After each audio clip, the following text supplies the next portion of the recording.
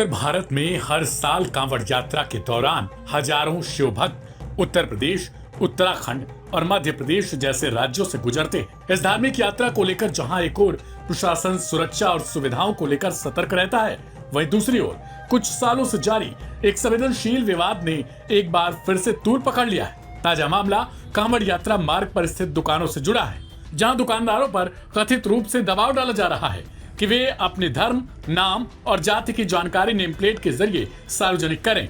इसे लेकर एक याचिका सुप्रीम कोर्ट में दायर की गई है, जिसमें स्पष्ट रूप से आरोप लगाया गया है कि यह देश के संविधान और सुप्रीम कोर्ट के पूर्व आदेश का उल्लंघन करता है। याचिकाकर्ताओं का कहना है कि सुप्रीम कोर्ट ने 22 जुलाई 2024 को एक ऐतिहासिक आदेश में कहा था कि किसी भी दुकान, ढाबा, फल, सब्जी विक्रेता या फेरी वाले से उसकी धार्मिक पहचान पूछी नहीं जा सकती।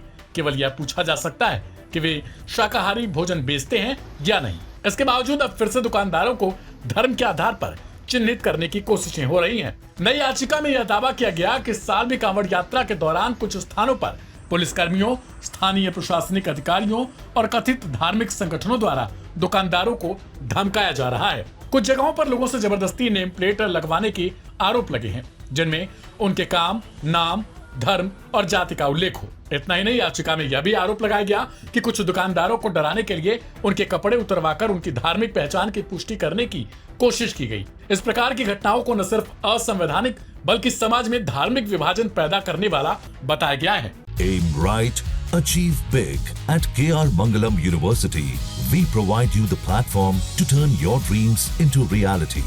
At KR Mangalam University. याचिकाकर्ताओं ने सुप्रीम कोर्ट से मांग की है कि उत्तर प्रदेश समेत उन सभी राज्यों को सख्त निर्देश जारी किए जाएं, जहां से कांवड़ यात्रा गुजरती है। यह सुनिश्चित किया जाए कि कोई भी व्यक्ति, संस्था या अधिकारी दुकानदारों को उनकी व्यक्तिगत तथा धार्मिक पहचान उजागर करने के लिए मजबूर न कर सके। इस याचिका में यह भी कहा गया कि ऐसी जबरदस्ती न केवल संविधान द्वारा दिए गए मौलिक अधिकारों का उल्लंघन है, बल्कि इससे समाज में आपसी तनाव और अविश्वास की भावना भी पैदा हो सकती है। सुप्रीम कोर्ट से इस मामले में तत्काल सुनवाई और स्पष्ट निर्देश जारी करने की अपील है, ताकि भविष्य में ऐसी घटनाएं न दोहराई जाएं।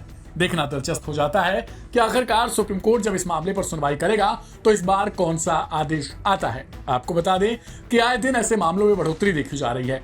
हाल ही में उत्तराखंड में भी एक ऐसा ही मामला सामने आया था, जिसमें सिर्फ ऑटो के जरा सा टक्कर लगने से ही कथित तौर पर ऑटो ड्राइवर के साथ पिटाई की गई थी और उसके बाद यह मामला तूल पकड़ते हुए नजर आया। फिलहाल अब सवाल है कि क्या ऐसे मामलों में बढ़ोतरी होती रहेगी या फिर सुप्रीम कोर्ट इस बार कोई सख्त फैसला लेगा।